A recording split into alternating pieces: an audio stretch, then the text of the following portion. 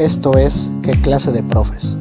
Un podcast experimental con temas de educación en general y educación física. En el que mi compañero, el profe Luis, y yo, el profe Ángel, buscaremos dar respuestas cortas y claras con la ayuda de un especialista invitado. Comenzamos.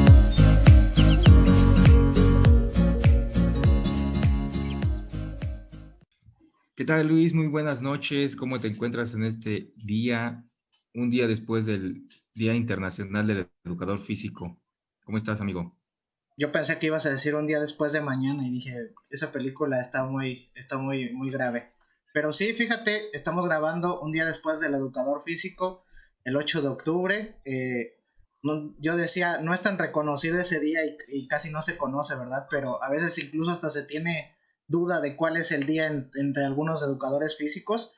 Pero pues la verdad es que sí lo tomamos como algo importante, ¿no? Porque pues ¿qué otro día vamos a celebrar? Casi todos tienen su día y todo el mundo los conoce, pero pues creo que sí, nosotros como educadores físicos tenemos que presumirlo con orgullo para que los demás se enteren, ¿no? Y sepan.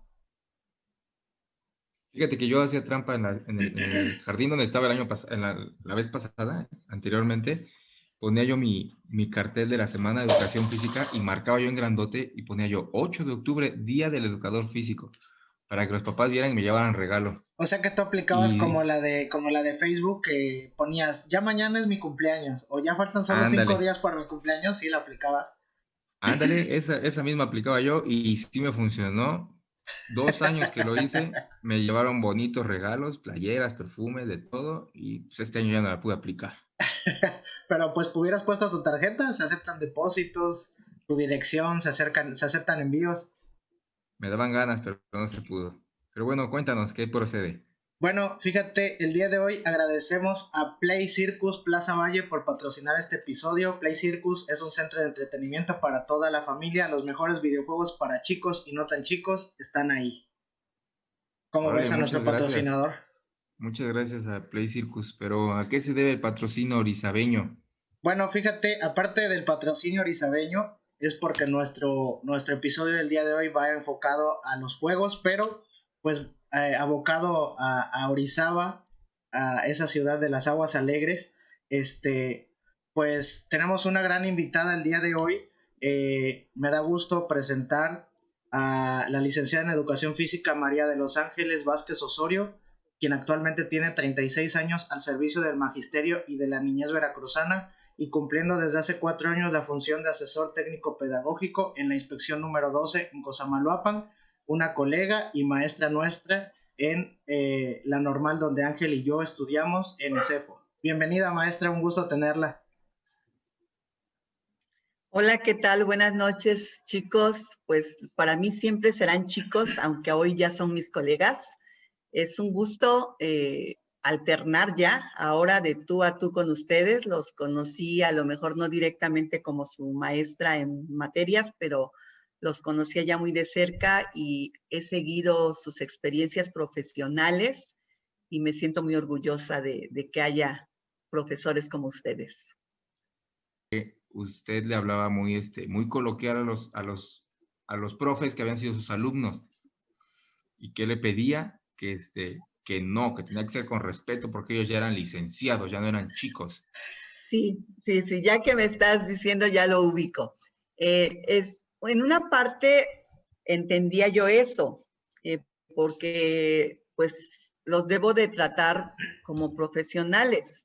Sin embargo, pues yo creo que en la parte emocional, mi corazón siente hacia todos ustedes que pasaron por mis manos, pues un amor que no lo puede generar alguien o algún otro docente que se formó en otra institución. El respeto profesional lo tienen todos, pero el respeto emocional que nace del corazón y que nace de las emociones, pues no puede ser igual. Sí lo tuve que entender y sí tuve que modificar a esas actitudes, pues porque venían de alguien que había sido mi superior. Pero bueno, cuando no son espacios de trabajo, cuando son espacios como este, amigables, pues yo creo que sí se vale. Sin embargo, a pesar de que yo te pueda encontrar y te pueda decir, hola, profe, o algo, pues a lo mejor lo tengo que hacer porque la situación profesional lo amerita, pero en mi corazón sientes otra manera. Te puedo contar algo de un invitado que ustedes tienen muy, muy de cerca y que estábamos comentando hace un rato. Al profe Freeman, cuando yo le pongo algún comentario en el Congreso o alguna situación profesional, siempre le digo, profe Freeman, y él me lo increpa y me dice, ¿por qué ahora no soy su gordo? Pues él fue desde chico mi alumno, entonces para mí en mi corazón es mi gordo consentido, aunque profesionalmente sea el profesor Freeman. Entonces, jamás podrá cambiar eso en mi corazón. Y es lo normal, ¿no? Yo creo que también depende del lugar o la situación, ¿no? Es obvio que en una situación de confianza, pues yo creo que es normal que nos hablemos de manera más coloquial, como decía Ángel, ¿no? Yo creo que ya la maestra cuántos años de experiencia tiene y sabe que pues obviamente en un consejo técnico o en una reunión, en un curso, pues es obvio que ya tienes que presentarlo aunque no quieras, ¿no? Porque pues las formas, pues licenciado, maestro, pero pues cuando uno platica, cuando se tiene la confianza, creo que no existe ningún problema. También somos seres humanos y pues también sentimos, ¿no? También tenemos amigos, compañeros y cualquier situación. Entonces creo que eso no va. Bueno, al menos con nosotros tres creo que no va esa situación de ser tan formales en ese aspecto. No, y cuando me tenga que dirigir de esa forma a ustedes, bueno, ustedes dos hoy ya saben que por la situación propia tengo que hacerlo así, pero pues que en el plano amistoso es otra historia. No, pero yo lo agradezco mucho que cuando me hablan así, cuando me hablan con confianza, lo agradezco muchísimo más que cuando me dicen profe o licenciado luego a veces. Pero Lo bueno, tomaré muy en cuenta. qué bueno que está aquí, maestra, porque pues porque de mi parte y también por parte del programa ya le debemos unos tacos. Entonces, estamos esperando a que A ver, pase. ahí el patrocinio, pues ahí tú estás bien palancas con el patrocinio. O sea, yo te puedo dejar de ver, como dices tú, pero eso que tú me debes no se me va a olvidar. No, eso ahí se queda guardado, eso ahí se queda guardado. Claro, claro. Hay constancia ahí en el video. Pronto esperemos que Bueno, ya estemos en la situación. Bueno, les voy a contar un dato histórico, rapidísimo, que yo creo que le puede interesar a la maestra, porque hasta donde yo sé a la maestra Ángeles le gusta mucho el básquetbol. ¿Sí es así, verdad, maestra? así es, toda mi vida Pues lo jugué y pues ahorita ya no lo hago porque ya no lo jugaría, más bien jugarían conmigo, pero pues se quedó en mi corazón grabadas esas experiencias. Oye Ángel, ¿qué hubiera pasado si ahorita la maestra te hubiera dicho, no, la verdad no me gusta? ¿Qué hubieras hecho? no, porque sí sabía, porque hasta sé que jugó en Piwis, ¿no, maestra? Usted sí jugó en Piwis, ¿no? Así es, y en el Tecnológico de Y en el Orizaba. tecnológico. Y todavía me tocó verla jugar una vez ahí en el CEFO, en una cascarilla ahí Mira, de los ándale, aniversarios o de algo así. Yo me acuerdo Bueno, haber visto unas fotos de la ándale, maestra. sí. No sé si ella nos las mostró una vez o no sé dónde las vi de la maestra en un partido de básquet. O no sé si Majo la subió algún día o algo así, pero yo me acuerdo haber visto una foto. Lo que pasa es que, bueno, también es un brevario cultural. Yo también soy ingeniero industrial, entonces toda mi etapa que estuve trabajando, estudiando en el tecnológico, pues jugué con la selección del TEC. muy bien. Y fíjese que iba yo a buscar algo referente al, El tecnológico. a la ingeniería, porque el otro día yo me enfrasqué en una discusión a lo tonto en Facebook entre que era más difícil estudiar ingeniería Para variar. o educación física. Pero dije, no, ahorita voy a meter en rollos, mejor algo del básquet que le gusta a la maestra. Yo creo que todas las carreras tienen sus peculiaridades.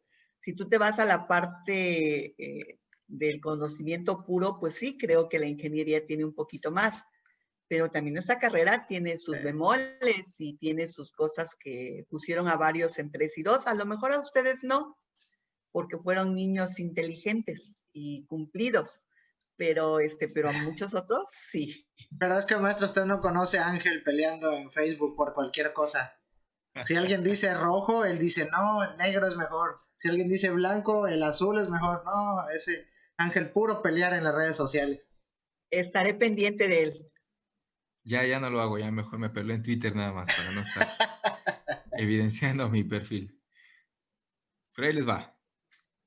Dice, dada la cercanía con los Estados Unidos, el básquetbol llegó a México en 1902 gracias a Guillermo Spencer, quien dirigía el Instituto Metodista en la ciudad de Puebla. Improvisó unas canastas y unos aros para que pudiese pasar holgadamente una pelota de unos 30 centímetros de diámetro.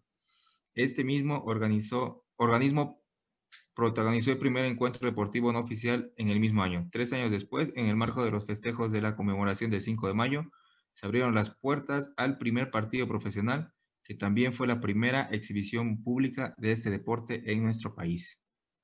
Pues me imagino que ya lo sabían, pero pues es un dato Que tú que no nos sabías. queremos dar a conocer. Yo ahorita que lo leí dije, sí me acuerdo que eso me lo enseñaron Sí. en mis clases de básquetbol. Cierto, o sea, muy bonito el deporte. Bueno, yo creo que todos los deportes son bonitos, pero para mí el básquetbol fue algo que marcó mi vida y que me hizo forjar mi carácter y mi personalidad. Yo nunca quise jugar básquet porque sentía yo que mucho contacto me iba a hacer enojarme y pelearme así como me pelean. No, qué bueno que no lo hiciste. Eres todo un caso, Ángel, de verdad. Tú vives para pelear. Estoy muy enojón.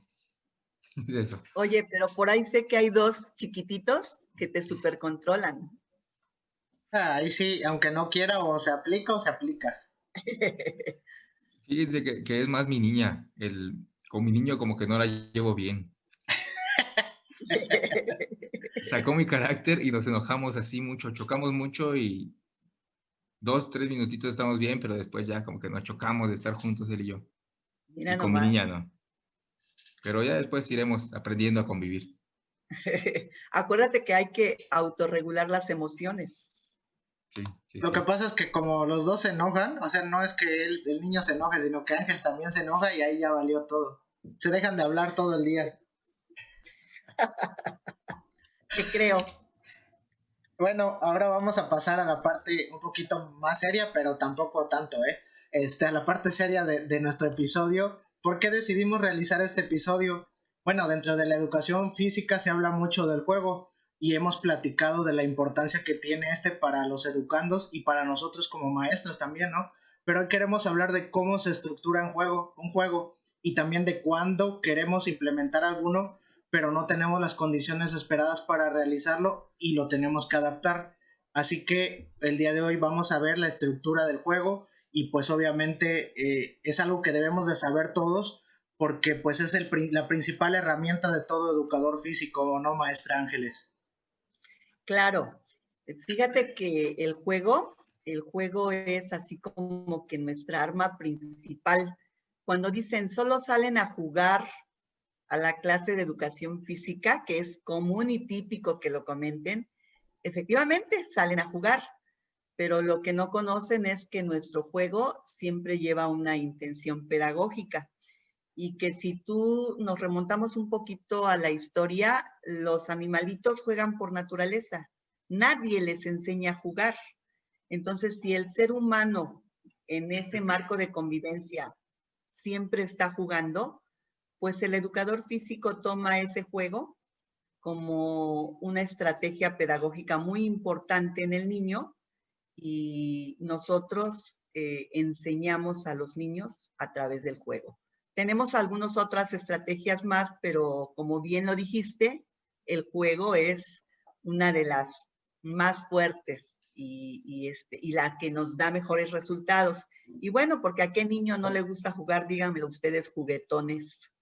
Ese es como nuestro póker de haces, ¿no? El juego es nuestro póker de haces, el que mata todo.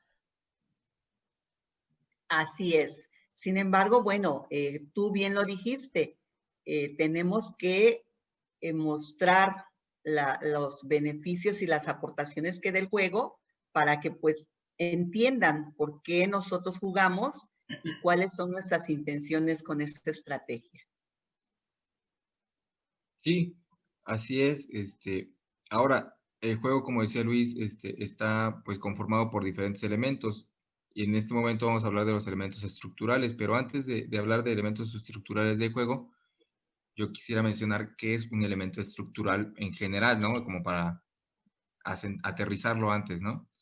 Bueno, un elemento estructural es cada una de las partes diferenciadas, aunque vinculadas, en que puede ser dividida una estructura para efectos, a efectos de su diseño. Es decir, partes de una estructura, pero que una necesita de la otra, ¿no? Mira, para que el juego exista, deben existir en primera instancia quien quiera jugar, ¿no? Y a partir de eso va a ir incorporando elementos que van a hacer o más divertido el juego, o más complejo el juego, o tendrá que generar otro tipo de aprendizajes, pero todo juego tiene, como en todas las casas, elementos importantes. Por ejemplo, en una casa el elemento importante es el cimiento. Pues en los juegos, para que haya un juego, debe haber personas que quieran jugarlo. Eso es elemental. Y poco a poco, a través de la actividad, en el juego se van incorporando elementos que hacen que se modifiquen los comportamientos motores de los niños. Fíjese, maestra, que parece que me leyó la mente cuando Ángel dijo lo de elementos estructurales y que podía ser dividido, pues yo me remontaba al ejemplo que casi siempre tomamos, ¿no? Una casa y todas las partes que conforman esa casa. Y en este caso, como mencionaba, los cimientos, las paredes, los pilares, las ventanas, las puertas, el techo, todas esas partes que conforman esa casa, que lo vamos a conocer como el juego, son importantes y todas y cada una de ellas pues hacen que el juego sea una experiencia significativa para el alumno. Si alguna de esas partes estructurales falta, pues el juego queda incompleto, y en este caso, si lo traspolamos a esa casa, pues esa casa no va a quedar bien, ¿no? Va a tener un fallo o algo no va a estar al 100% funcionando para que esa casa esté completa. Creo que de esa manera lo podemos entender o traspolar al juego. Algo tienes de razón, aunque no necesariamente un juego debe tener todos los elementos para que sea un juego que dé buenos frutos. A lo mejor habrá algunos que tengan algunos básicos, porque tiene que ver con lo que tú quieras intentar en el niño. Por ejemplo, te voy a poner un ejemplo muy sencillo y que es una forma que tiene el niño de jugar sin tanta polémica y situación específica. No sé si a ti en ese trayecto de la escuela, bueno, no creo porque tú eras niño de carro, pero algunos de los que caminaban, muchos, por ejemplo, salían de la escuela y a mí me tocó ver que algunos transportaban una botella, una piedra, pateando hasta el puente. Y eso para ellos era un juego. Se iban divirtiendo, iban experimentando, iban haciendo movimientos y se iban distrayendo. Y entonces, a lo mejor esa actividad tan simple y tan sencilla, para la persona que la iba realizando es un juego y no tenía algunos elementos tan propios, pero cumplía la función que en ese momento él requería de distraerse, de relajarse, de alegrarse, porque pues era un logro conseguir llegar desde la escuela hasta el puente aventando esa piedra. Y luego tendrá que haber otros a lo mejor un poco más complejos, como podría ser pues que ya estés jugando una cascarita más formal, que ahí sí se implican otro tipo de elementos que debe contener el juego. Sí, de hecho... Es como, por ejemplo, Luis. A ver, dime. A ver, es como, por ejemplo, si vienes a mi casa Ajá. y tú me dices quiero pasar al baño y yo te engaño que no tengo baño, pero mi casa sigue siendo casa, ¿no? Porque no tenga baño. Pero aún así me engañaste y eso es lo que me va a doler, no tanto que no tengas baño, sino el engaño, porque ¿cómo no vas a tener baño en tu casa?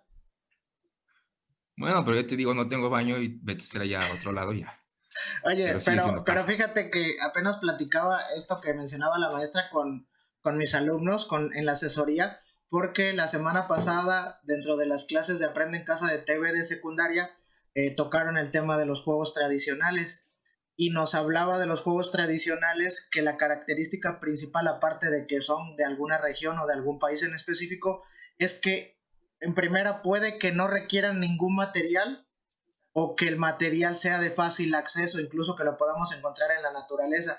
Entonces yo les mencionaba que esos juegos son muy fáciles de hacer para ellos, que ahorita pues a lo mejor no tenemos el material, todos los alumnos no lo tienen en casa o no tienen el espacio. Son juegos que pueden ellos realizar pues de manera individual y con poco material. Entonces, cayendo a lo que menciona la maestra, pues sí, a veces no son necesarios tener todos los elementos, pero obviamente depende del juego, qué tan elaborado sea o qué tan sencillo sea, pero la función del juego sigue siendo la misma, ¿no? Al fin y al cabo tiene un aprendizaje o tiene algún desarrollo ese juego que se realiza.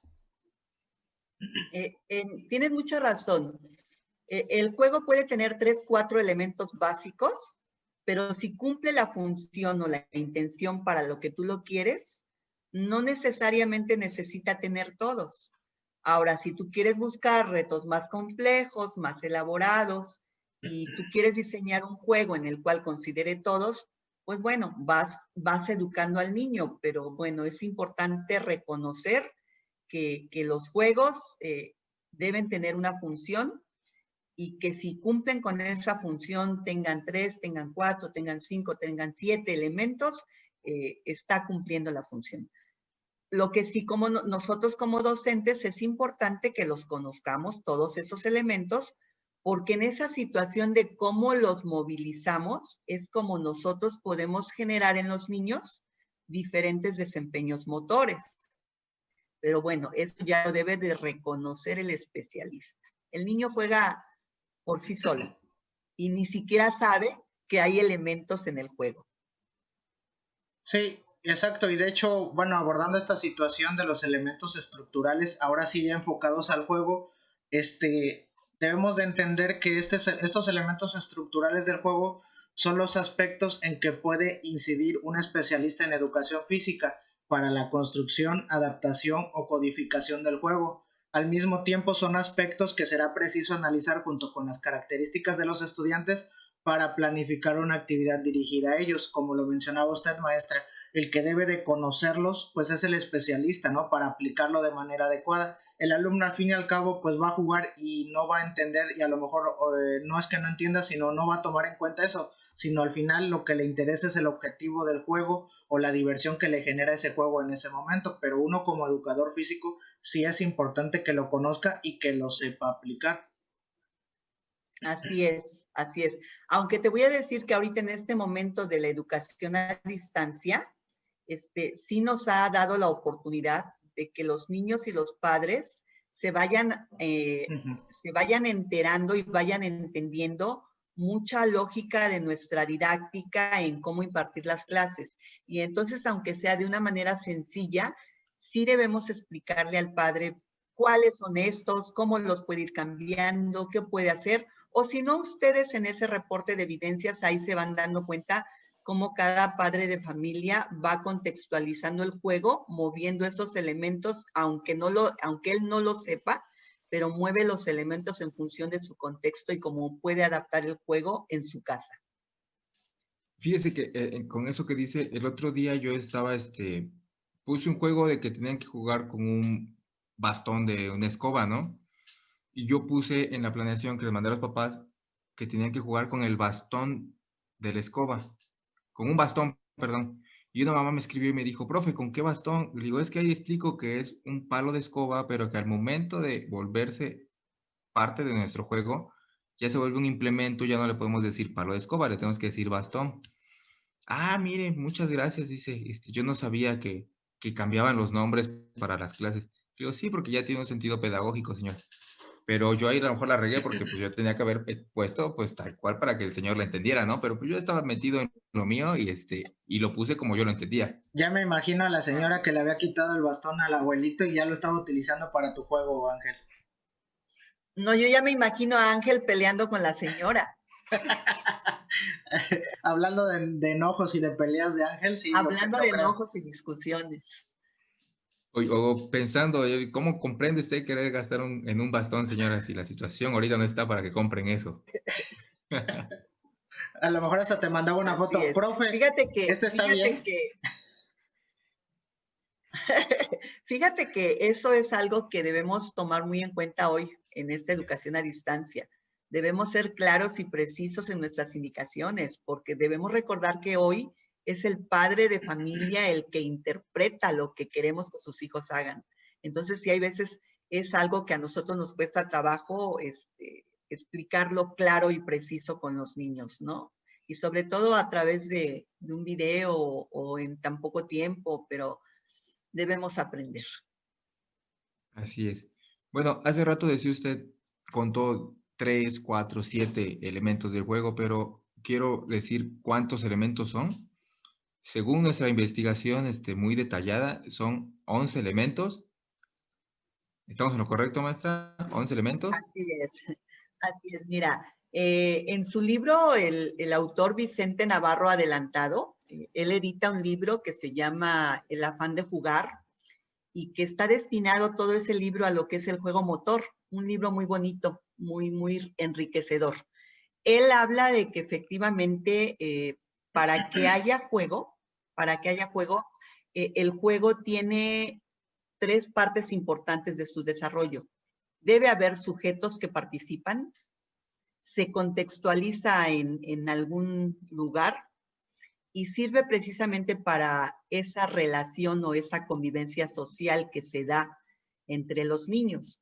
Entonces, en cuanto a los sujetos participantes, él logra o nombra 4 elementos estructurales, que es el jugador, el adversario, el oponente y el compañero. Y son los que interactúan o hacen la acción propia del juego.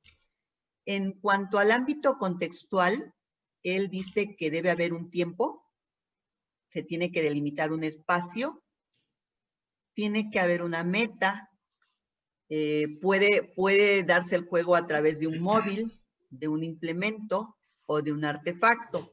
Y estas situaciones de participación y contextuales tienen que estar reguladas. ¿Quién lo regula? La regla. Entonces, si ustedes me contaron cuántos dije, son en total efectivamente 11 elementos estructurales. No estaba tan perdido. Sí me acordaba yo. Fíjese, Mira, maestra, que no te tocó. yo estaba observando ese libro y la verdad sí se me hizo bien interesante. Lo ojeé, pero lamentablemente como no aparecía completo en internet, lo que pude observar la verdad es que está muy interesante y tiene mucha información que usted mencionaba y sí nos habla todo lo necesario sobre el juego, nos habla de teorías, nos habla de los elementos estructurales, muchas situaciones del juego que como docentes debemos de tomar en cuenta y sobre todo saber, porque si es nuestra herramienta principal debemos de conocerla casi pues más allá del 100%, ¿no? Y sobre todo, fíjate que lo que dices clarifica muy bien lo que es el juego motor. Si ustedes se remontan un poquito a sus épocas de estudiantes, se pueden dar cuenta que en las estrategias, el juego motor era una estrategia propia de la educación física, pero también estaba el juego tradicional, el juego modificado, el juego de reglas, el juego natural. Sin embargo, Vicente Navarro Adelantado especifica que el juego motor es aquel que tiene una significancia motriz y que se da una convivencia social. Entonces, él en su clasificación dice que donde hay motricidad dentro del mismo juego y constante y se da la convivencia social, él lo llama juego motor. Pero cuando clasifica el juego motor, nosotros nos damos cuenta que en el juego tradicional se dan esos 2 elementos, motricidad significativa y convivencia social. Entonces, el juego tradicional es un juego motor. El juego modificado cumple con esas reglas, es un juego motor. Entonces, para él el juego motor es la generalidad y ahí pueden estar inmersos toda la clasificación de juegos que puede haber. Y sí, detalla bastante bien, ojalá tengas oportunidad de poderlo leer, que sí hace muchos aportes muy buenos. Bueno, pues el día de hoy la maestra Ángeles nos va a ayudar a desglosar 5 elementos estructurales y esperemos que para el siguiente episodio nos pueda ayudar una compañera que fue de nosotros en la normal y que es hija de la maestra Ángeles. Ay, esa compañera me cae medio gorda. Ya vas, Marijose Castillo Vázquez. ¿Ya vas a seguir con tu fama de gancho, enganchando a la gente en vivo? No, ya le escribí, ya me dijo que sí. Ah, bueno. Mira, qué bueno, qué bueno, porque ella es un poquito, no tímida, pero sí, ¿cómo te puedo decir? No es tan abierta a este tipo de cosas. Qué bueno que te dijo que sí, me da mucho gusto. Ya la tendremos que escuchar también. Sí, ya le escribí. Yo quería hacerlo así de que, maestra, aquí al momento usted dígale y engancharla, pero dije, no, ¿qué tal si se enoja Majo? Y no, dije, mejor, y me peleó con ella. ¿Será que se enoja como tú? Oye, ¿será que se enoja como tú? Sí, más o menos, más o menos. Ah, mira, nada más. No, pues entonces Oiga, qué bueno. Oiga, maestra, Mejor le avises le tengo una pregunta. ¿Su esposo se enojó? Tú de por fuera, dime, ¿es enojón? ¿Te da esa impresión? Un poco. Es que te estoy formulando en este momento una teoría en cuanto al apellido. Porque Ajá. Ángel Macías Castillo, Marijose Castillo, y entonces y Ricardo Castillo. ahora estoy tratando de hilar todo esa situación del enojo y de las peleas para saber si es algo que tiene esa situación, no sé. Me falta una pieza del rompecabezas. Un poquito, sí es un poquito enojón, y aparte es un poquito reservado, pero sí tiene algo por ahí de eso. A lo mejor con eso armas tu rompecabezas. Sí. Fíjese que voy a seguir investigando esa situación. Pero no puede ser, Luis, porque ellos son de otros castillos, yo soy Castillo Mornito, mira. Y ellos son castillos muy güeros. No son güeros, fíjate, son blancos. Muy blancos. Obviamente, Marijose y Mariela no sacaron eso, pero su familia de mi esposo no son güeros, son blancos. No, pues pero tú no entras en esa categoría, Ángel, en definitiva. Pero voy a seguir con mi situación para plantear una hipótesis. Bueno, siguen investigando. Ahora, Ángel, ¿cuáles son esos 11 elementos que vamos a platicar en estos 2 episodios que ya mencionó la maestra Ángeles? Pero ahora sí que dínoslos así como en listita para ver si coinciden. A ver, va. Espacio, tiempo, jugador, oponente, compañeros, adversario, meta, móvil, implemento, artefacto y la regla. 11 elementos. Fíjate que te damos palomita. Los leí, si vieron acá como que no me acuerdo si está cual. Mira, fíjense que para que no se les olvide, sitúenlos. Los que participan en la acción. Si hay un jugador, hay un compañero. Si hay un adversario, hay un oponente. Ahí está, 4. Esos 4 son los que tienen que accionar. Ahora, vete al lado contextual sobre en dónde lo vas a jugar y cómo lo vas a jugar. Y entonces entraría el espacio, el tiempo, el móvil, el implemento, el artefacto, y me falta uno. A ver, ¿cuál me falta? La meta. La meta, ajá. Me falta la meta. Ahora, sí. Esa es la parte contextual. Y ambas tienen que estar reguladas por algo. La regla. La regla. Como para que te puedas acordar, porque de repente cuando los nombramos así, ay, ¿cuál me falta? ¿Cuál me falta? Son 4 de la acción, son 6 del ámbito contextual y el que regula ambos elementos. Evocando a mi maestra de español de secundaria, voy a ver si todas las iniciales de todas forman alguna palabra que me pueda aprender. ¿Cómo se llama esa técnica? La verdad no recuerdo porque esa maestra me regañaba mucho. Mnemotecnia. Ah, ya. Voy a buscar a ver si tiene algún sentido todas las iniciales y ya luego les paso a ver si le encontré alguna palabra que nos podamos aprender. Si la encontramos, la publicamos en la página de la clase de profes. Ahí les decimos, hacemos le ponemos todas las iniciales y de ahí de ahí salen las palabras o los elementos estructurales. Ahora, evocándonos a la última que mencionó la maestra y que va a regir, digamos, a casi todos los elementos estructurales, comenzamos con lo que es la regla. La regla está sometida a la idea de diversión, obligación dentro del mismo juego. Esta va a condicionar el juego y lo va a dominar por completo. Se debe de cumplir para poder lograr el juego. Se podría considerar de los elementos más importantes o primordiales. Como bien lo mencionaba la maestra, esta va a regir a estos dos aspectos, a los elementos del juego que son los que juegan, los que participan, y a todos esos elementos que lo rodean o que lo hacen situado este juego, ¿o no, maestra? Sí, mira, como bien tú lo dices, la regla condiciona la situación de diversión y de obligación. En todos los juegos no solamente es divertirse y gozar, todos los juegos deben tener una idea, una condición, qué puedo hacer, pero también qué no puedo hacer. Y entonces la regla viene exactamente a cumplir esa situación condicionante de que me marca las conductas que yo quiero esperar en mis alumnos.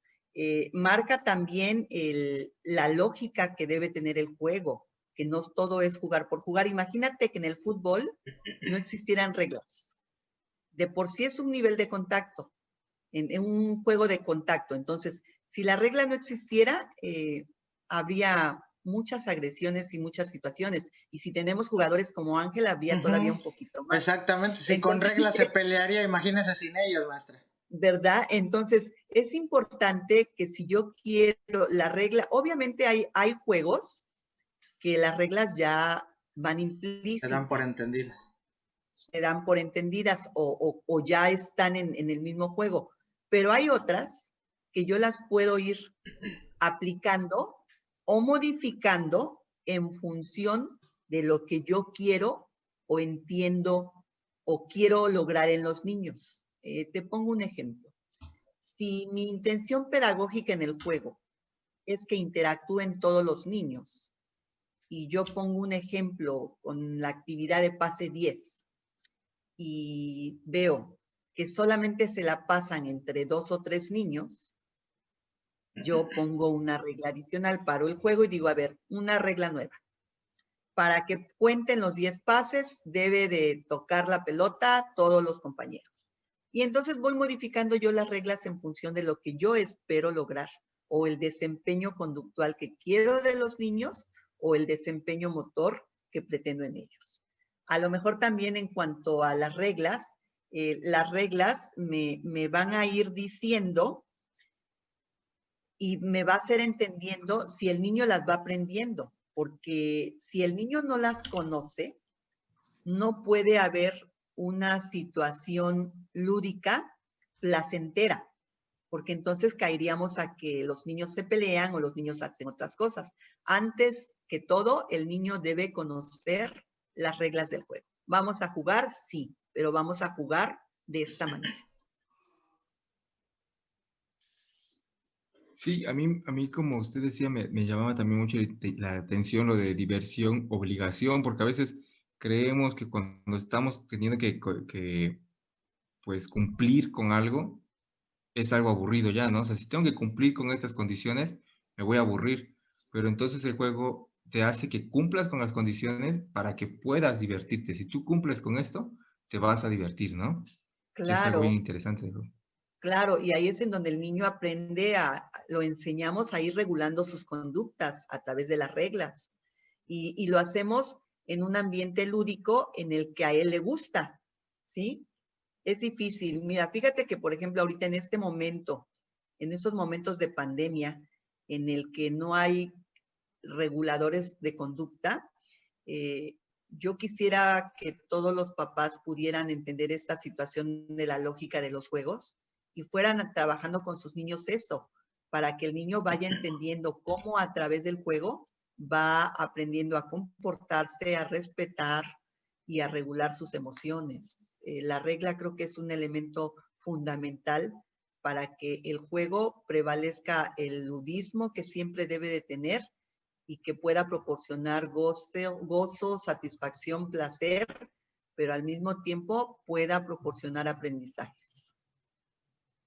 Y es que creo que, o sea, la regla, hasta el niño solito la ayuda a regularla. Se me viene a la mente, por ejemplo, cuando luego de niños jugábamos una cascarita en la calle y a lo mejor entre las dos porterías tocaba que un vecino parara su carro, ¿no? Sin decirlo, sabíamos que al carro no le teníamos que pegar con la pelota porque iba a salir el vecino, se iba a enojar y nos iba a quitar la pelota, ¿no? Entonces era una regla que quedaba marcada en nosotros y que si no cumplíamos esa regla, pues se acababa el juego y se acababa la diversión. Y Así si uno es. la va cumpliendo, pues sigue uno jugando, sigue uno divirtiéndose, ¿no? Mientras tú no esté en regla, sigue uno estando bien, ¿no?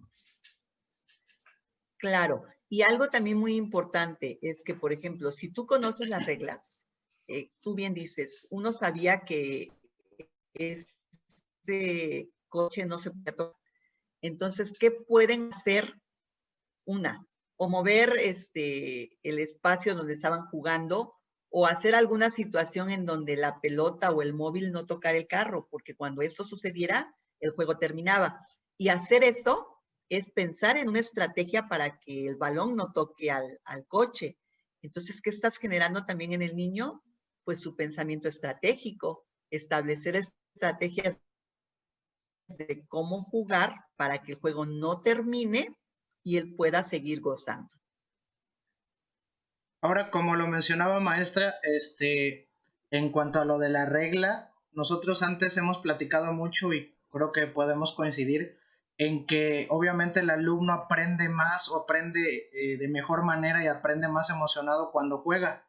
Y si nos lo traspolamos nosotros a la regla, es una herramienta primordial el aplicar las reglas dentro de un juego, porque el niño se va a acostumbrar a seguir las reglas y cuando dentro de un salón de clases la maestra o maestro ponga unas reglas dentro de la clase, él ya va a traer esa experiencia de haber trabajado esas reglas mismas dentro de un juego y va a saber que si las reglas no se cumplen, no se va a conseguir el objetivo pues del juego y en este caso dentro de la clase. Entonces es algo que va implícito y que incide en muchos aspectos de su vida, también en su casa, puede entender que si no se cumplen las reglas de su casa o en algún lugar al que vayan, creo que donde quiera las reglas siempre están en el banco, en ahorita más que obviamente está esta situación de la pandemia, donde quiera hay reglas y donde quiera hay un reglamento. Entonces es algo que el alumno ya conoce y que ya ha visto dentro de los juegos de educación física. Claro, y si ustedes se dan cuenta, él a través de este juego y hacia el respeto a la regla, aprende a comportarse no solo en el juego, sino en todas sus situaciones propias de la vida. Y fíjese que ahorita también se me viene a la mente que una vez que yo no andaba yo en regla, iba yo de mi casa al cine y me paré de tránsito, las, las revisiones de rutina y se me había olvidado mi Tarjeta. licencia, Licencia. mi licencia. Y yo nada más llevaba 200 pesos, ¿no? Entonces, pues se acabó mi diversión porque me iban a quitar la moto, ¿no? Si no le daba yo, si no apoyaba yo económicamente al oficial de tránsito, se acababa mi diversión y se acabó la diversión, ya no fuimos al cine, nos tuvimos Y todo por no respetar la regla. por no respetar la regla, ¿no? Si yo me hubiera puesto atento, me llevo mi licencia, me llevo y todo bien, pues me detienen, las entrego y me voy a seguirme divirtiendo. Una buena experiencia de aprendizaje, ¿verdad? Eso es lo que llaman aprendizaje significativo. Traspolado a nuestra vida diaria, Un ejemplo real, vaya, un ejemplo real. Que hay que respetar a la regla. Sí, pero lo malo es que participé de la corrupción del país. Fíjate que eso es algo que no sé si yo vi en un programa de televisión, eso de respetar la regla, porque no sé si vieron a la escuelita de Jorge Ortiz de Pinedo con la regla con la que le pegaban los chamacos, el que no la respetaba de plano sí se llevaba sus buenos reglazos, entonces ahí quedaba de cajón que hay que respetar la regla y sobre todo a quien lleva la regla en la mano. Qué malo que a ustedes ya no les tocó esa disciplina escolar en la que quien no respetaba las reglas te iba, pero bonito, pero bueno. Bueno, vamos con el siguiente elemento, que es el espacio. El espacio es el lugar donde sucede la acción del juego. está definido en primer lugar pues, delimitado por límites, ¿no? Valga la redundancia, que explícitamente o implícitamente nos dicen dónde comienza y dónde termina este espacio, pues físicamente.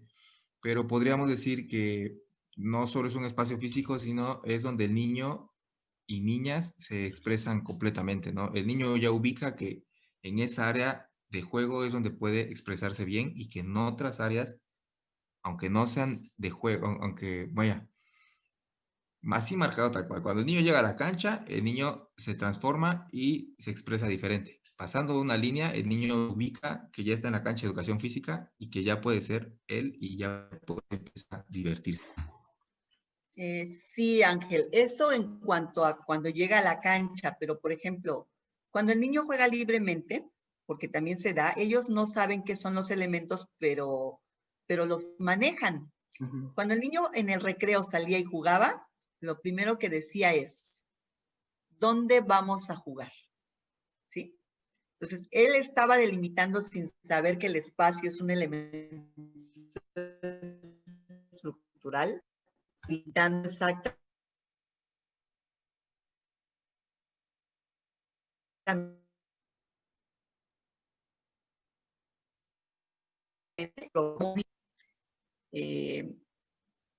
esta puede ser delimitada o demarcada, pero también puede estar, ¿cómo te diré? Subjetiva. Abierta. Cuando ellos, abierta. Cuando los niños juegan, imaginan que hay una altura donde delimita su espacio de juego, o por ejemplo, cuando están intentando jugar boli, si tú se la avientas y la pasas muy bajito, ¿qué dice el niño? Esa no pasó porque estuvo muy bajita. Él delimitó un espacio donde sí estaba bien, donde no estaba mal, ¿verdad? Pero bueno, a lo mejor ellos no conocen los elementos como tal, pero sí los consideran dentro de su situación. El espacio es un elemento muy importante, como todos son, porque el espacio determina el gesto motor a desarrollar y para eso, Ángel, por ejemplo, Ángel, ¿eres futbolista o fuiste futbolista? ¿O te gusta el fútbol? Sí, sí lo fui, aunque fui malo, pero sí me tocó practicarlo. Bueno, tú me podrás decir que no es lo mismo jugar en un campo con 11 jugadores, en un campo grande, a lo que juegan en lo que es el fútbol rápido, que es en un espacio más pequeño. A lo mejor la lógica del juego es igual. O sea, se trata de llevar la pelotita y meterla en una portería. La lógica no cambia. Pero el desempeño motor o el gesto motor del jugador sí difiere mucho de un espacio pequeño a un espacio grande. Trasladémoslos a lo pedagógico y es algo que yo siempre les digo a mis maestros a los que tengo el honor de dirigirme cuando me invitan a dar una plática. ¿Cómo juegan ustedes el quemados? A ver, díganme. O cuando estaban en clase presencial, ¿cómo jugaban quemados? Generalmente. Vas tú, Pues Luis. pues utilizo, como obviamente en mi cancha, utilizo la cancha de voleibol y en la cancha de voleibol que ya está dividida, pues está trazada mitad, pues obviamente mitad de cancha donde juega un equipo y mitad del otro, pero utilizo también ve que está el área de zagueros y utilizo ese espacio como libre, ese espacio no se utiliza y no se usa para avanzar porque pues como sabemos en los quemados hay que lanzar desde nuestra cancha. Entonces, conforme yo voy viendo que van logrando o se les complica, les voy dando chance como que que se acerquen más o de que lo hagan más cerca a los contrarios, porque a veces tarda tanto que a lo mejor no logran o a veces son tan hábiles el otro equipo y no le atinan que pues voy haciendo más grande el espacio hasta donde pueden avanzar para que sea más fácil o más difícil para cada equipo. Ok, pero nunca has cambiado la figura de la cancha de cada uno de ellos. Por ejemplo, siempre es o cuadrada o rectangular. Sí. ¿Sí o no? Sí. ¿Por qué no has intentado jugar quemados en donde un triángulo sea el lado de una cancha y del otro lado también sea un triángulo? La situación de movilizarse cambia totalmente cuando tú lo pones así, porque el triángulo pues tiene 3 picos en los cuales a lo mejor hace que al que van quemando, que anda cerca, pues esté más cerca del jugador que quiere quemar. Entonces, ¿qué tiene que hacer el que está evitando ser quemado? Pues tiene que adoptar movimientos o más rápidos, o tiene que agacharse, o tiene que brincar más seguido, o algo, ¿sí? Y siempre lo jugamos en la misma lógica, ¿sí? Ahora, ¿por qué no pensar en un círculo que tú lo partes por mitad y de un lado un equipo y de un lado el otro equipo? O sea, ¿por qué siempre jugar el quemados en la lógica del cuadrado del rectángulo? Y esto nosotros no podemos visualizar el desempeño motor del niño cuando no se los ponemos. Yo te voy a platicar una historia si es que el tiempo me lo permite. Allá en la escuela normal hubo algunas generaciones en las que me pidieron que yo diera una parte de juego y educación física y planeación. Había un tema que se llamaba la hipótesis de la variabilidad de la práctica motora. Y una de las actividades para que entendieran cómo se da la variabilidad de la práctica motora cuando tú movilizas ciertos elementos, una de las actividades decía que uno hiciera un torneo como si fuera tenis de mesa chiquito. Yo evitaba hacerlo porque necesitaba en esas épocas, que eran generaciones muy, muy grandes, muchas raquetitas y estar pintando canchas, canchitas, canchotas o medias canchas. Entonces, pero siempre intentaba que me entendieran eso de la variabilidad de la práctica motora y cómo se moviliza el gesto cuando tú mueves esos elementos. En una generación hubo un chico, me acuerdo, Mauricio Suárez, que me dijo, maestra, vamos a hacer la actividad y yo le hago las raquetitas. Y le dije, va. Y esta vez nos echamos esa actividad de hacerla y empezamos jugando la mitad de un grupo contra la mitad del otro en una cancha grande, la del boli de las canchas, y después nos fuimos, conforme se iban eliminando, fuimos haciendo las más pequeñas. Después hice solamente un pequeño torneo con parejas, en las que las parejas jugaban primero en una cancha grande, en una cancha mediana, en una cancha chica y en una cancha chiquitita en donde solamente cabían sus 2 pies. Y el gesto motor difiere. Cuando nosotros terminamos esa actividad, toda la situación teórica de lo que es la variabilidad de la práctica motora, lo entendieron porque lo vivenciaron y se dieron cuenta que los movimientos que hacían en una cancha larga eran desplazamientos muy largos, muy, muy intensos, y que en una cancha pequeña tenían que estar, primero que nada, guardando el equilibrio para no sacar los pies. A lo mejor eran movimientos más precisos para que la pelota cuando la golpearan no saliera de la cancha. Y entonces se implicaban otras cosas. ¿Y eso qué le da al niño? Vivencia y experiencia motriz diversa. Y entiende cómo hay que pegarle a la pelotita, o con más fuerza o con menor fuerza, y cómo se moviliza. Y cuando nosotros solamente pensamos que el mover la cancha solamente es irle cambiando de tamaño y no los implicamos a otras situaciones, el niño no va desarrollando patrones o movimientos diversos que le puedan dar en su cabecita una memoria llena de experiencias para que cuando tenga una situación propia de su vida, tenga respuestas motrices diversas para todo lo que él quiera hacer.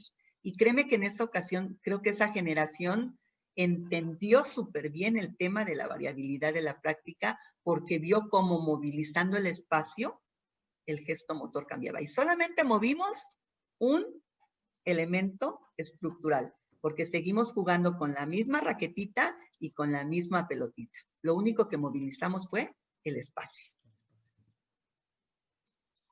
Pues sí, y eso es así como que los cambios pues más drásticos, ¿no? Porque usted ahí habla de una variabilidad muy, muy, muy, muy notada, ¿no? Pero a veces nosotros que a lo mejor no los manejamos a veces tanto, el hecho simplemente de cambiar de lado de cancha o de, por lo menos yo que tengo 2 canchas, con llevarlos a otra cancha ya el alumno pues se impacta, ¿no? Y porque empieza pues a variar su práctica porque entiende que a lo mejor esta cancha es más pequeña y tengo que hacer mi actividad un poquito más relajada, o a lo mejor tengo que controlar más mis movimientos porque ya no tengo el espacio que tenía yo allá. Entonces eso sí es algo que les impacta, a pesar de que a lo mejor no lo vemos de esa manera, nosotros a veces no lo tomamos en cuenta, pero ahorita que pues lo mencionas, sí ya cae uno en la cuenta de que sí, eso afecta mucho a la práctica o la experiencia del alumno en la clase. Mira, a lo mejor no viene mucho al caso porque no es juego, pero ustedes lo han vivenciado con las escoltas. A lo mejor Ángel no, porque creo que estaba en un jardín de niños. Pero tú que estás en una secundaria, eso era algo muy común. ¿Qué sucede en las escoltas? ¿Por qué tienes que llevar a tu escolta a practicar en la escuela que va a ser sede? Sí, porque el espacio que está definido para esa actividad o cambia de orientación o está más pequeño o la salida la ponen en el lado contrario a donde tú lo practicas y solamente ese elemento desorienta la situación de que en tu cancha, en su espacio, lo hacen bien, pero cuando tú las mueves del lugar, hay un descontrol motriz y de sincronía y de coordinación. Entonces es lo mismo en el niño. Y si tú al niño lo acostumbras a moverle el espacio de juego de diferentes formas, él podrá generar su orientación espacial, su gesto motor cuando tenga que hacerlo en espacios grandes, en espacios pequeños, y vas a ver que le vas a dar una riqueza motriz grande, grande. Sí, hasta para el maestro que entrega la bandera, cuando le cambias el espacio ya no sabe por dónde entrar a entregar bandera. Imagínense en la escolta por completo, ¿no? Claro. Oye, yo ahorita que escuchaba lo del tenis de mesa, me empezaron a surgir así varias ideas de cómo empezar ahorita con un juego que ya envié, cómo puedo variárselos para no estar porque un juego me salió muy bien con los niños y dije, ¿cómo les hago diferencias, ¿no? Para que ya no estén explicando tanto y que puedan encontrar nuevos movimientos. Y yo creo que con eso del espacio voy a empezarles a jugar y a ver qué tal me va. Qué bueno, qué bueno. Ahora Fíjate ya nada más falta si que lo ustedes se comparta. dan cuenta, ándale, ¿verdad? Si ustedes se dan cuenta, ustedes mandan la actividad y cada niño o cada mamá lo adapta con los elementos de la actividad en función de su contexto, ¿sí? Por ejemplo, yo he visto evidencias de que hay mamás que viven en lugares a donde hay mucho espacio, mucho campo y hacen sus circuitos enormes o les marcan para la actividad, y hay mamás que viven en espacios muy reducidos. Sin embargo, cada familia adapta la actividad motriz del niño y aunque la intención sea la misma para todos, cada quien en su contexto desarrolla vivencias motrices muy distintas, aunque la intencionalidad sea la misma. Y eso es muy rico. Cuando ven ustedes sus evidencias, tú mismo dices, esta señora lo hizo así, y a lo mejor no era en la tónica o en la lógica que tú lo habías pensado, pero ellos le dieron otro enfoque, le dieron otra forma, y entonces generó una vivencia motriz diferente a la que tú habías inicialmente pensado. Y fíjese que, maestra, eso me pasó a mí cuando terminó el ciclo pasado, que terminamos igualmente en Aprende en Casa. Como no hubo tanto tiempo para preparar nuestras actividades, por ahí yo les mencionaba o les preguntaba que ellos cómo realizaban actividad física ahora que estaban desde casa. Y pues escuchaba algunos que en su casa hacían ejercicio, que ponían a veces la zumba, etcétera, ¿no? Pero hubo un alumno que me decía, no, es que yo voy a jugar a la cancha voleibol. Y pues obviamente yo le retroalimentaba y le preguntaba, oye, pero recuerda que debemos de quedarnos en casa, recuerda que pues ahorita no es momento de estar saliendo. Y ya me mandó un video y dice, no, profe, dice, es que aquí en la casa yo tengo una cancha. Y le digo, achis, achis. Y me mostraba así que tenía casi un campo completo así junto de su casa, pero era parte de su casa o de la casa de sus papás, un campo así, y toda su familia jugando voleibol o jugaban softball, y ahí tenía la cancha completa y decía, no, pues sí, entonces sí, ese es su espacio, ¿no? Ahí sí, ni cómo decirle, ¿no? Claro. Hasta daban ganas de ir, ¿no? Sí, la verdad es que sí. Adóctame, señora. Muy bien, bueno, vamos a proseguir con el siguiente elemento estructural, el cual es el tiempo. El tiempo define el límite y la duración, considerando diferentes características del ambiente y de los alumnos. El tiempo y el espacio se hacen uno cuando hablamos de la libre expresión del niño en el juego. Buscar con la combinación de estos dos un aprendizaje en el juego, ya están en el lugar y tienen el tiempo para hacerlo. Aprovéchenlo. Ahora, en cuanto a lo que mencionaba la maestra del libro del afán de jugar de Navarro Adelantado, nos platicaba algo acerca de esto, que es la parte que sí pude rescatar de este libro, que nos hablaba de lo que mencionaba la maestra Ángeles, en cuanto a que no es necesario que tenga todos los elementos estructurales, y nos hablaba de que el tiempo es uno de los que en la historia de los juegos casi siempre se prescindió del tiempo porque no era común su medida, y cuando se consideraba era en función de su término. Quiere decir que cuando acaba el juego, ese es el tiempo, digamos, que se le daba a la actividad, pero no dentro de la propia dinámica estructural. Eso era antes, cuando no se tomaba en cuenta este tiempo como elemento nada más para terminar. Ahora bien, pueden ser diseñados juegos incluyendo el tiempo como elemento. Para ello se barajan opciones de duración y límite. ¿Qué quiere decir? Que dentro del mismo juego, el utilizar el tiempo a nuestro favor puede ser como para presionar al alumno para obtener algún objetivo en determinado tiempo. Entonces es ahí donde se toma en cuenta el tiempo, que antes no tenían tanto que ver o que no se tomaba en cuenta, maestra Ángeles. Así es. Mira, quiero empezar de que generalmente el niño, cuando va a jugar, la primera premisa ya la vimos, que era, ¿dónde vamos a jugar? La segunda premisa es exactamente esto. ¿Cuánto tiempo vamos a jugar? Si tú los ves a la hora del recreo, que yo siento que es a donde el niño se expresa realmente de manera natural con todo lo que puede hacer, el niño estructura ahí y sabe que en ese espacio de recreo le tenía que dar tiempo para comer, para jugar y para medio arreglarse y regresar al salón. Entonces ellos se estructuraban ahí, decían, a ver, ¿cuánto tiempo vamos a jugar? Bueno, acábense rápido la torta y vamos a ponernos a jugar. Exactamente, el tiempo es uno de los elementos que no necesariamente debe existir en el juego. Por ejemplo, en el Footbase, que es un juego modificado, no hay tiempo. ¿Cuándo termina el juego? Cuando se completan, ¿qué?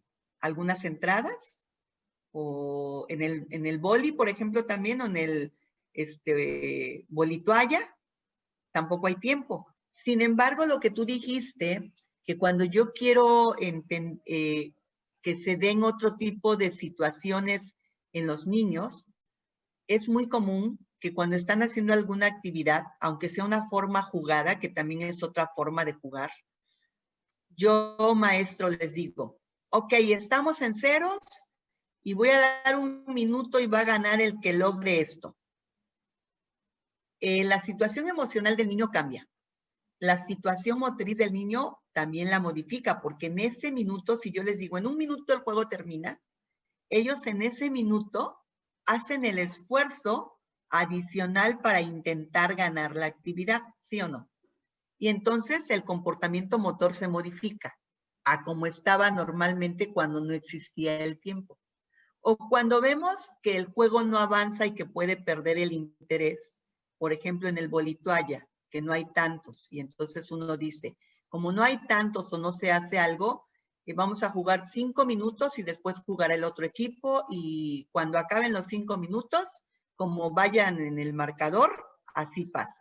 Entonces, el tiempo tú lo vas a ir modificando o lo vas a ir utilizando más bien en función de lo que tú quieras lograr con tus niños. Y como bien lo has dicho, hay juegos que tienen tiempos, pero hay juegos que no lo tienen. Y no necesariamente por no existir va a dejar de ser un juego. Me llamaba mucho la atención, no sé si yo creo que a Ángel le ha de haber pasado, cuando salíamos a jugar a la calle o cuando salíamos a echar la reta, pues el tiempo no existía, ¿no? Pero siempre sabíamos cuando terminaba, cuando se dejaba de ver, cuando ya estaba oscuro, ya sabíamos que ahí acababa el juego. Ahí acababa el Y juego. que o nos quedábamos platicando o cada quien ya para su casa. Pero ahí el tiempo era, lo delimitaba la oscuridad, ¿no?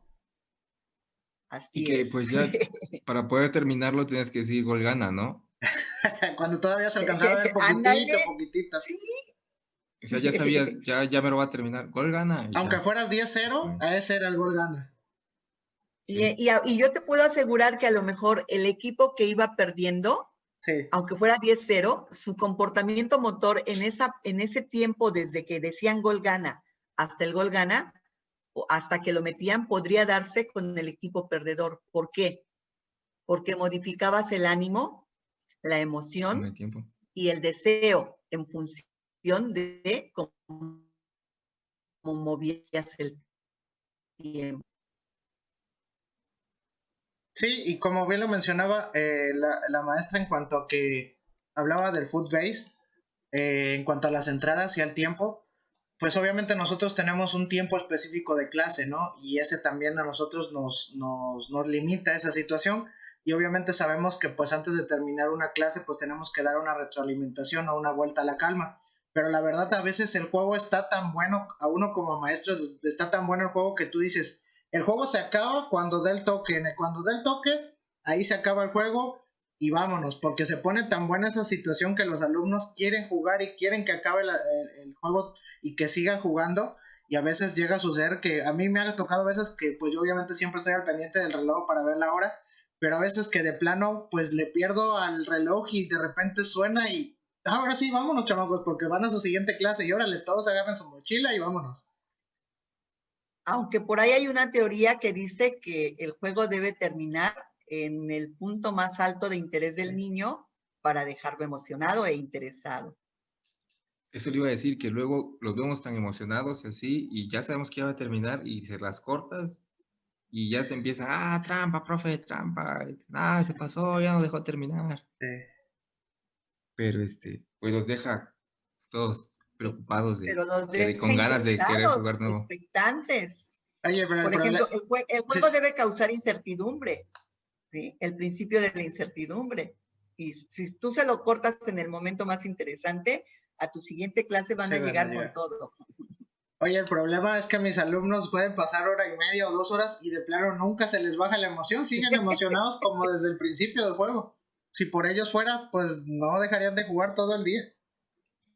Pues es que no va el profe, entonces el día que va, pues tiene que aprovecharlo.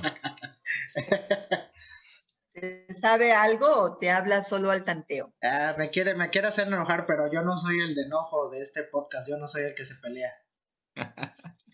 Mi rol es por ahí estaba viendo en uno anterior que generalmente tú no te enojas.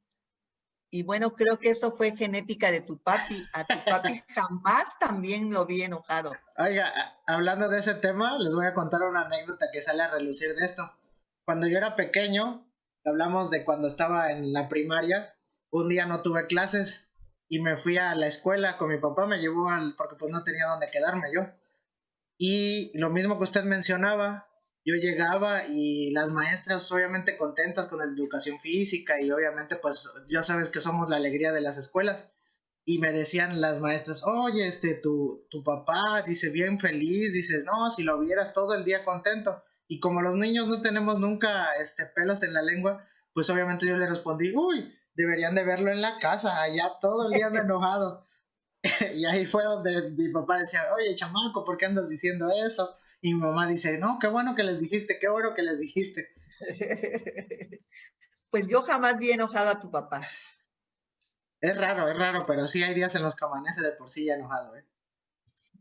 Saludos, que nos va a estar escuchando porque no se lo pierde. Saludos, profe. Pero ya imagino al profe, bueno, ya, no, quería yo imitarlo, pero no va a salir. Pero sí tiene algunas frases bien, bien bonitas de su papá, como la de, canijo de Luis. Igualito. O cabezón. No, tiene unas muy buenas que de repente saca sus frases domingueras. Siempre me dice, está chavo. Bueno, vámonos con el siguiente elemento, porque ya se está haciendo muy noche. La meta, el siguiente elemento es la meta, y de manera general es hacia donde se orientan las acciones de una persona o grupo de personas. En el juego es una situación que se debe de alcanzar, un logro que hay que conseguir, y pues esta orienta completamente la acción y genera que el niño pues haga una estrategia para conseguirla. Si no hubiera meta, no pudieran trazarse una estrategia, ¿no? Buscar formas para lograrlo. ¿Cómo ve, maestra? Así es. Así es, mira, la meta te da una situación o un carácter orientador de lo que tú quieres lograr, ¿sí? Por ejemplo, en un juego modificado de básquetbol, la meta será el equipo que más anotaciones haga, ¿sí? La meta nos dice también que puede ser de 3 tipos.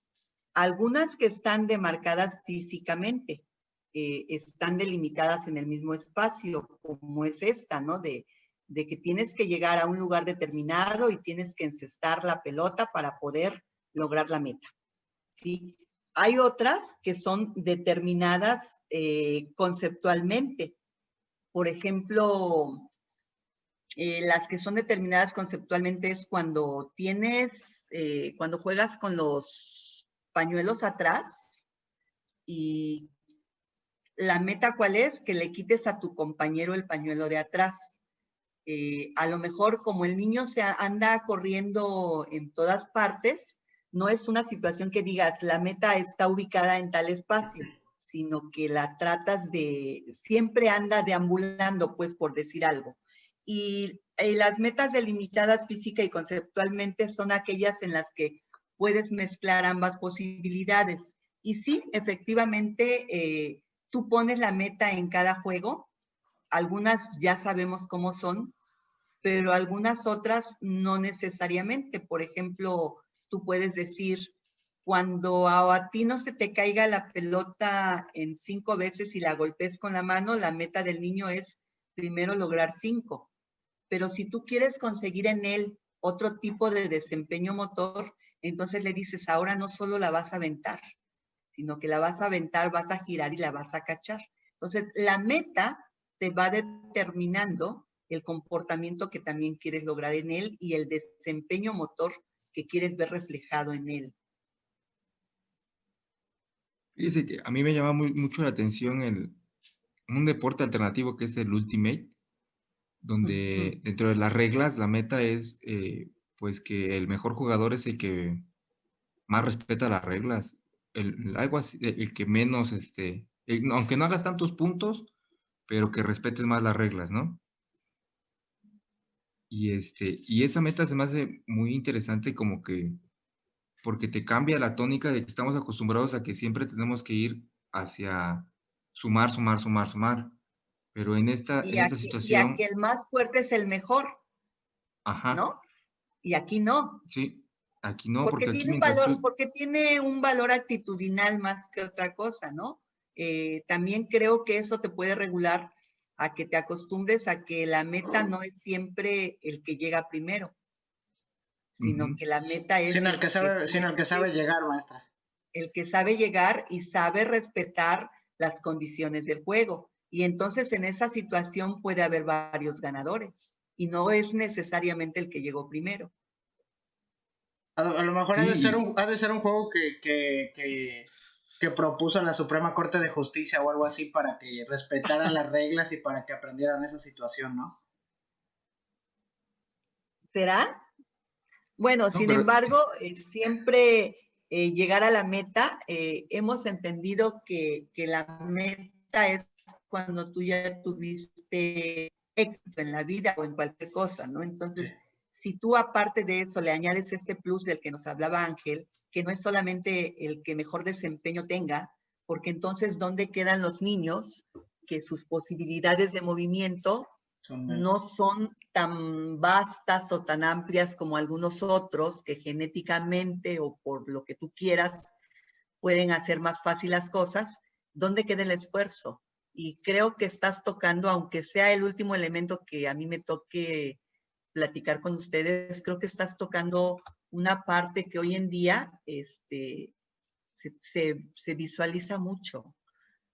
Tú no vas a evaluar el rendimiento o el desempeño del niño en este momento, porque en este momento todos están intentando conseguir una meta, que es estar moviéndose. Y en la situación en la que cada uno lo haga, todo aquel niño que está intentando hacer su actividad, la haga bien, la haga medio bien, la haga con todos los elementos o la haga con pocos, está logrando la meta.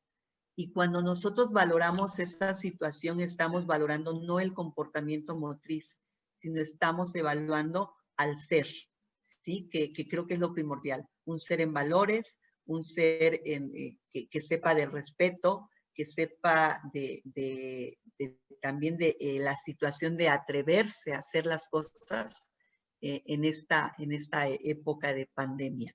Creo que has dado en el clavo, Ángel, de que efectivamente hoy las metas que les pongamos a nuestros alumnos sean no solamente metas del que lo haga mejor, sino el que lo haga bien, respetando lo que tiene que respetar y venciendo los obstáculos que tenga que vencer, siempre con la honorabilidad y el respeto de la actividad motriz que deba ir implícita.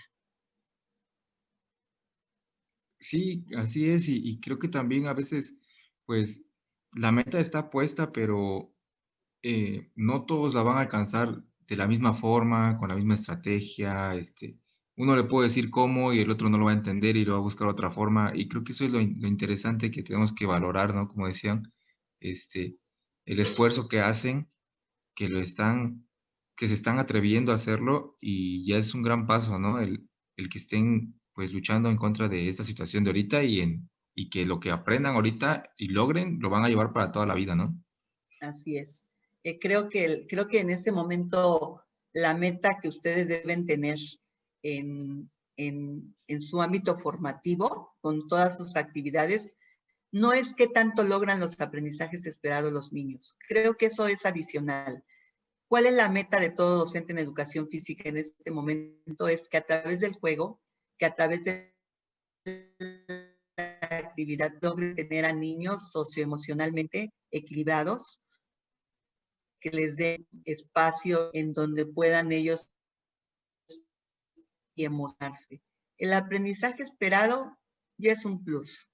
Entonces, si ahorita nosotros visualizamos esa meta y nuestra autoridad educativa la entiende como tal, pues yo creo que podremos tener niños más felices, niños más relajados y niños más contentos de poder estar jugando. Creo que es algo que no hemos entendido como maestros, ¿no? Que en este momento va más allá de lo que los alumnos, el aprendizaje que ellos en algún momento alcancen, va más allá de esa situación, va más en un sentido de hacer al alumno sentirlo cómodo, sentirse alegre, sentirse tranquilo en este momento, que a su corta edad entienda esta situación, pues es complicado si a veces uno como adulto puede llegar a explotar o a no entender por lo que está pasando. Imagínense el alumno, ¿no? Entonces creo que la clase de educación física y el maestro de educación física debe ser un medio para pues generar esa confianza y esa tranquilidad en el alumno, ese estado socioemocional que usted mencionaba, maestra, pues de relajación y de sobre todo pues desestresarse. Si normalmente en la clase de educación física presencial el alumno que venía enojado, que venía frustrado, que venía peleado con alguien, se olvidaba de lo que sucedía afuera cuando entraba a la clase y cuando participaba en un juego, pues yo creo que ahorita es el momento en el que nosotros debemos de explotar ese beneficio que tiene la educación física y sobre todo el jugar. Claro, pues creo que hoy hemos hablado, si no mal conté, de 5 elementos y como lo dijimos en un inicio, vemos que hay algunos que son imprescindibles a la hora de jugar, pero hay algunos otros que pueden estar o no pueden estar. Pero qué bueno que cuando nosotros logramos entender que cuando movilizamos esto, podemos cambiar la tónica del juego sin que se pierda la intención pedagógica y la situación o la función del juego que es para el niño sentirse pleno, sentirse feliz, sentirse emocionado. Creo que eso nos va a permitir como docentes poder efectuar una práctica más pedagógica, más inducida y que le genere al niño situaciones de bienestar y de placer emocional. Pues sí, y de hecho, platicando de estos 5 que usted mencionaba, maestra, abordamos el último que nos falta nada más, que es el jugador. El jugador nos hace referencia a alguien que se divierte y que participa en un juego. Es el sujeto de la acción, el que tiene el control de sus acciones y de la incertidumbre de las consecuencias que ésta traen para el juego. Es para quien diseñamos el juego en base a sus características. Así es. A mí me va a tocar hablar solamente de uno de los roles que cumple el ser humano dentro del juego, porque ya en la segunda parte que ustedes hablen, se van a poder dar cuenta que precisamente la persona que interactúa en el juego como tal, dentro de la misma actividad va a ir cambiando su rol. Efectivamente, el jugador es el que controla la acción en ese momento. Y te voy a hablar un poquito, a lo mejor sin meterme mucho al móvil, porque pues eso lo hablarán después. Hay juegos que necesitan de un móvil para poderlo jugar y hay juegos que no. Y por ejemplo, en el del pase 10 necesitan de una pelota. ¿Quién es el jugador? Siempre el rol del jugador será el que tiene la pelota en sus manos. Es a través de él va a resolver la acción en ese momento. Cuando él suelta esa pelota, él ya no es el jugador, ya cambia su rol. Ahora, el jugador será a la persona que le pasa la pelota. Entonces, eso es cuando hay una situación que media o que determina quién es el jugador. A lo mejor tendríamos que hacer un análisis de cuando hay jugadores, por ejemplo, en la actividad de policías y ladrones, o a ver, en la de lobo, por ejemplo, en un juego tradicional que es el lobo. ¿Quién es el jugador? El jugador es el niño que siempre corre y evade al lobo. Cuando a él lo atrapan, termina su función de jugador porque no es él el que controla la acción. Entonces, aquí es muy importante que cuando platiquen con la maestra Majo, pues que determinen que yo dentro de un juego puedo adoptar diferentes funciones de los elementos estructurales dependiendo del desempeño que esté teniendo en el juego como tal. Pero sí es importante definir que siempre habrá un jugador y que este será el que defina la acción del juego. No sé si haya alguna situación. Sí, me gustó esa forma, eso como dice usted, que es el que define la acción del juego, o sea, de él depende en ese momento la siguiente acción, ¿no? O sea, de lo que él realice va a depender lo que se desencadena después de él y ya se la pasa o deja la tarea a alguien más y ahora el otro se vuelve jugador y ahora de este depende lo que el juego completamente, ¿no? Así es. Generalmente en el juego del básquet, por decir algo, ¿a quién van a atacar o hacia dónde se va la acción del juego? Hacia dónde va la pelota. Entonces, el que tiene, difícilmente si la pelota está por el otro lado, van a ir a atacar a los que no tienen la pelota. A lo mejor establecen una situación media como para poder adivinar hacia dónde va a ir la pelota. Pero el jugador es el que va a definir la situación que se va a dar del juego. Quisiera pensar en este momento en un juego que no tenga tanto un móvil que pueda delimitar la acción del juego, como para poder cambiar, por ejemplo, en el de, ¿cómo le llaman a los encantados? Sí, la roña. En los encantados, propiamente no hay un móvil. ¿Quién es el jugador? El que va a corretear a todos, ¿no? ¿Y cuándo deja de ser jugador? Cuando agarra a uno y ese uno se convierte ahora en la roña. Ahí deja de ser jugador. Ahí no hay móvil. Sin embargo, sí hay un jugador. y sí va a tenerse que cambiar. O sea, el jugador siempre va a determinar cómo se va a decidir la acción del juego. Y es algo que el niño debe entender, el cambio de roles, cuando asume uno, cuando asume otro, para que entienda también la lógica del juego. Sí, y yo creo que en ese tipo de juegos de persecución y de cuando a veces ahora te toca ser el compañero que ayuda a desencantar al otro, es cuando el niño se confunde y ya no sabe cómo a veces cómo actuar, ¿no? Y es como dice usted, el cambio de roles es lo que tenemos de hacerles conscientes que ahora ya no te toca hacer esto, ahora te toca hacerlo. Así Lo es, por demás. eso es importante que el niño, aún en su término o en su lenguaje coloquial propio de ellos, sí vaya entendiendo todas las figuras que operan dentro de un juego, para que él pueda entender, ahora te toca hacer esto, ahora te toca hacer aquello, y el jugador que hace y el oponente que hace, y el contrario que hace, ahora eres contrario, ahora eres adversario. Todas esas situaciones, a lo mejor en una lógica sencilla, él tiene que entender que dentro de un juego se cumplen diferentes roles. Fíjense que a mí me ha pasado mucho con una actividad o con un juego que me ha costado mucho, sobre todo con los alumnos, entender esta situación del cambio de roles.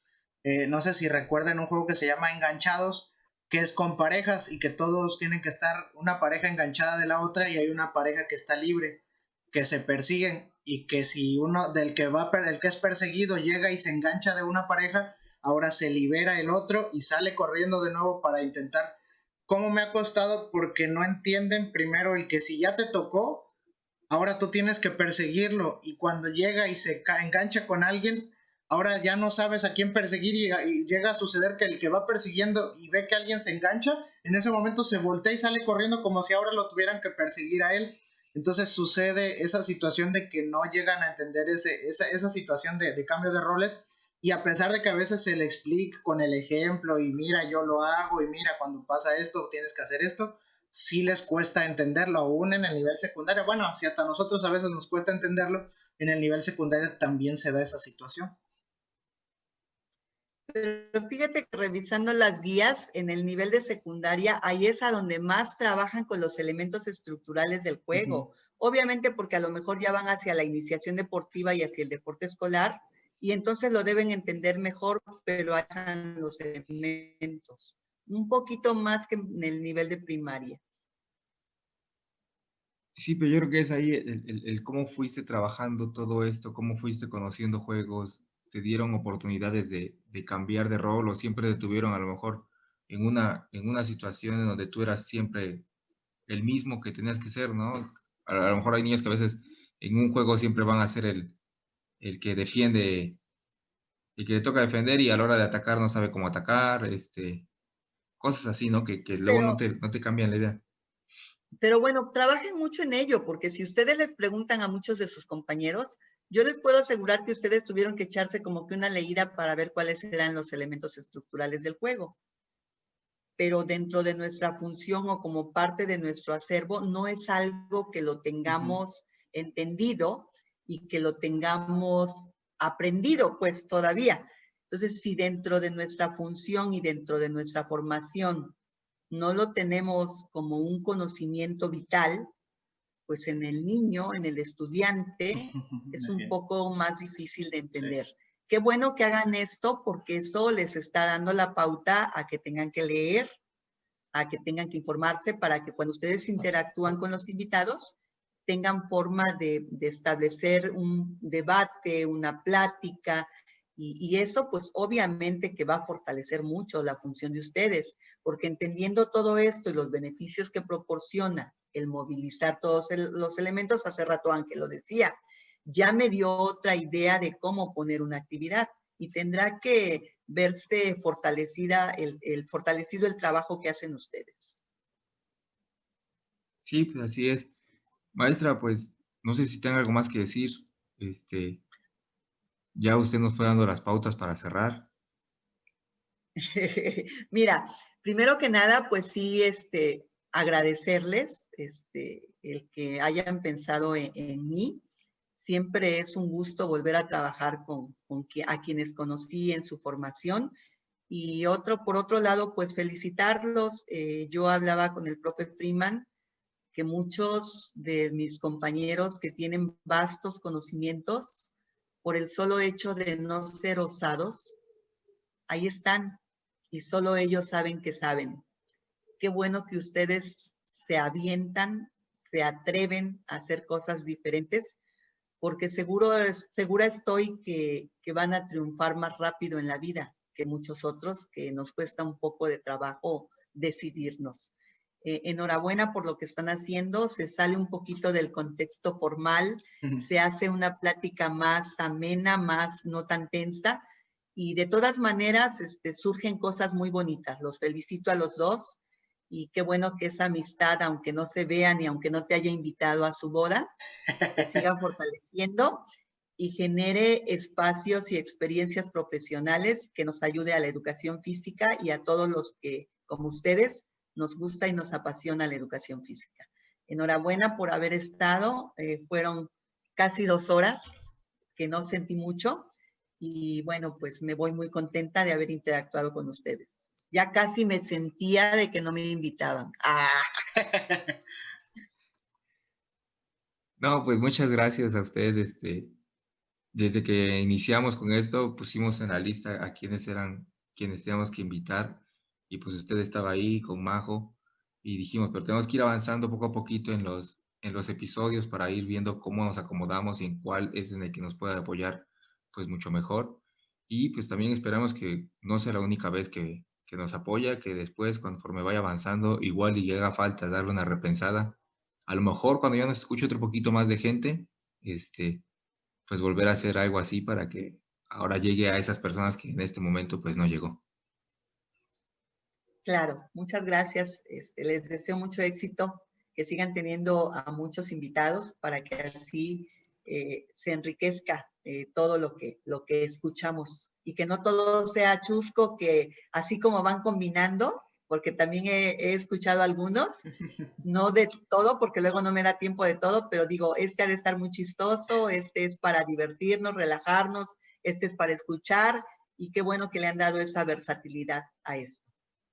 Pues sí, maestra, como bien lo mencionaba Ángel, la verdad le agradecemos mucho su tiempo porque, pues sí, nosotros acostumbramos a grabar de noche porque por la velocidad del internet, por el sonido de los coches que ya no pasan tanto, y sobre todo porque pues sabemos que nuestros invitados y a veces nosotros también pues en el día andamos súper atareados con trabajos, con cursos, con llamadas, con mensajes, pero la verdad es que sí, le agradecemos mucho a todos los invitados, pues sobre todo por darnos este tiempo y estarse desvelando con nosotros, y pues sobre todo por darnos la confianza, ¿no? Porque es obvio que no todos estamos en la disposición de participar a veces en situaciones de este tipo, y como usted lo mencionaba, pues a pesar de que lo puede decir que pues qué bueno que nos aventamos o que vamos a esta situación, la verdad es que si le dijéramos cuántos años llevamos planeando algo así, que la verdad no lo habíamos hecho, pues diría como que no se aventaron tan a tiempo, todavía no se animaron tan rápido, pero lo importante es que pues ya se está haciendo, ¿no? Que eso es lo principal, y pues le agradecemos un montón porque sabemos la capacidad que tiene maestra en cuanto a conocimientos y en cuanto a, sobre todo a esta situación de que, como bien lo menciona, es un ambiente más relajado, y pues sabemos que de antemano que usted es una maestra que a pesar de tantos conocimientos que tiene, la verdad es que su actitud es muy relajada, es de platicar, es de bromear, es de entrarle a ese juego que nosotros tenemos dentro de este podcast, y que trataremos de mantenerlo, y que, como bien lo dice, pues tratar de ir mediando las cosas, ¿no? Formales, informales, que creo que eso es lo que nos debe de caracterizar a los educadores físicos, el que a pesar de que seamos los que nos reímos siempre, pues que también sepan que también sabemos mucho y que también estamos preparados para competirle a cualquier docente de aula y a cualquier docente de cualquier nivel. Bueno, pues muchísimas gracias. No se te olviden mis tacos, y a ti no se te olvide saludar a tu papi. Sí, maestra. Ahí Ángel ya se pondrá a mano con esos tacos. Y recuerden a todos los que nos están escuchando y nos escucharon, que nos sigan en todas nuestras redes sociales, que nos escuchen en YouTube, en Spotify y en Anchor, y en Facebook como Qué Clase de Profes. Ahí tienen todos nuestros episodios. nuestras redes sociales y espero que la comunidad vaya creciendo poco a poco para que más personas nos escuchen y para que se enteren de toda esta información que es bien valiosa y que nos está ayudando a mejorar como docentes. Ángel, si no hay nada más que decir, despedimos el episodio. Gracias, Luis. Gracias, maestra. Nos vemos pronto. Hasta la próxima y que tengan buen día.